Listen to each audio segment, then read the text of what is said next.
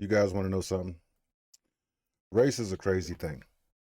And it's crazy to live by race, for race. Everything in your life is dealing with race. But I know that some people are kind of on that. So we got this video today.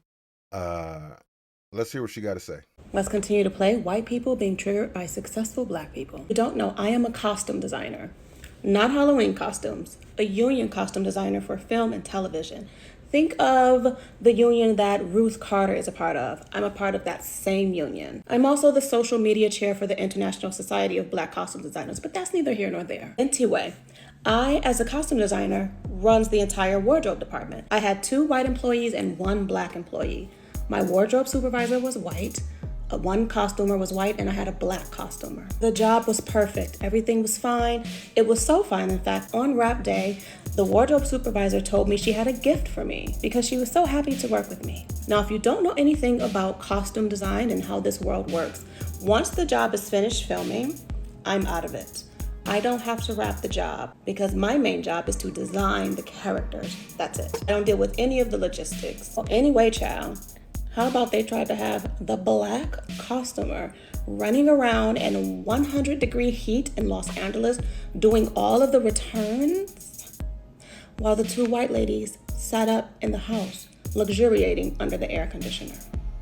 I beg your finest fucking pardon.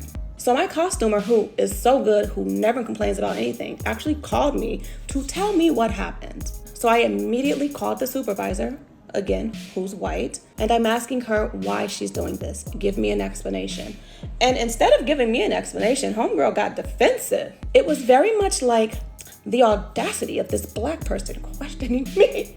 You know how they get sometimes, the audacity. How dare you question me? You know, it was during the time when white people could not fathom the fact that there were black people like me running departments, because for so long, white people ran departments. So when the tides turn, and baby, they will always turn, they didn't like the shift. So she and the white costumer quit, and I was like, toodle fucking loo. Here's where it gets.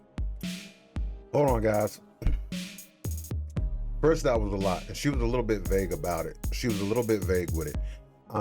But I heard a lot about race in there. I did hear that they quit.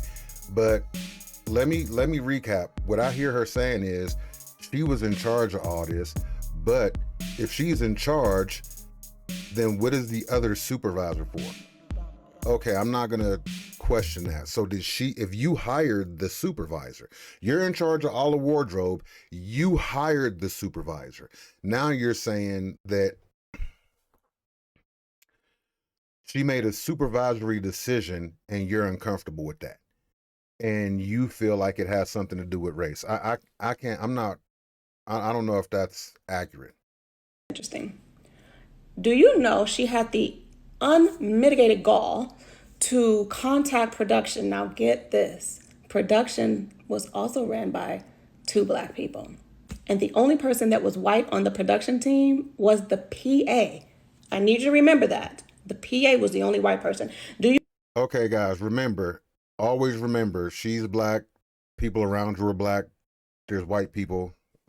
Remember that. You know, this wardrobe supervisor who quit because I told her, you will not take food out of a black man's mouth to give it to your white friend because you think it's cool. I forgot to tell you, her suggestion was to take one of his wrap days to give it to the white costumer. So she wanted to take a whole day of money, and these are not cheap days of money, by the way. They're like $700 a day.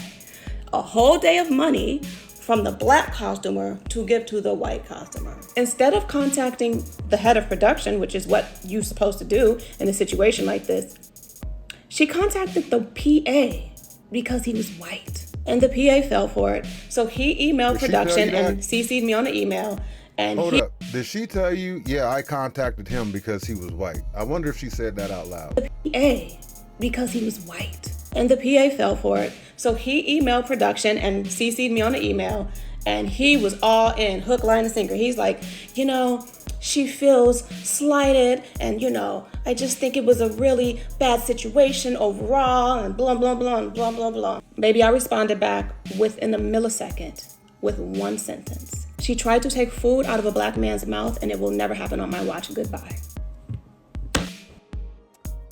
So, guys, I'm not gonna lie to you, man.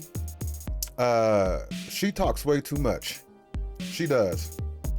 And that's the problem in this video. To keep it 100, I don't see anything wrong with anything that she said. The problem is that she said it. All right, man, sometimes you gotta shut the hell up. And I think that's what I'm kind of seeing here with this young lady.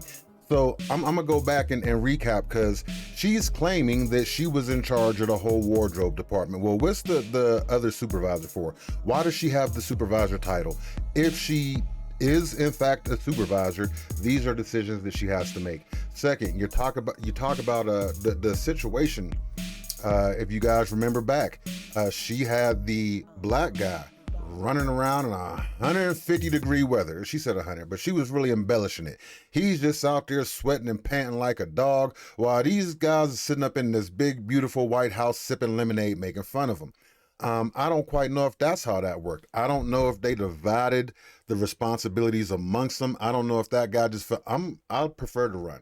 So if there's something that needs to be done, y'all want to sit here underneath this computer all day, I'll grab these returns and I'll be back.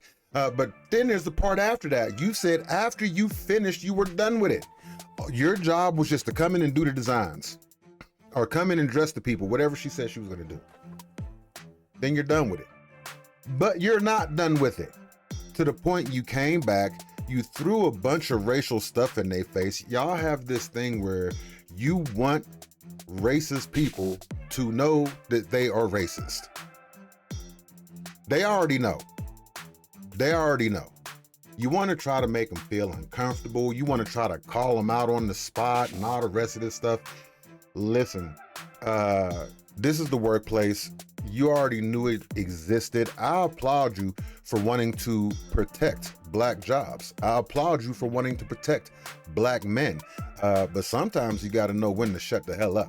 And this is one of them situations. When they do nepotism, when I say they, you guys know what I'm talking about. But when they do nepotism, they don't come out and say, hey, I am looking for a white person to hire.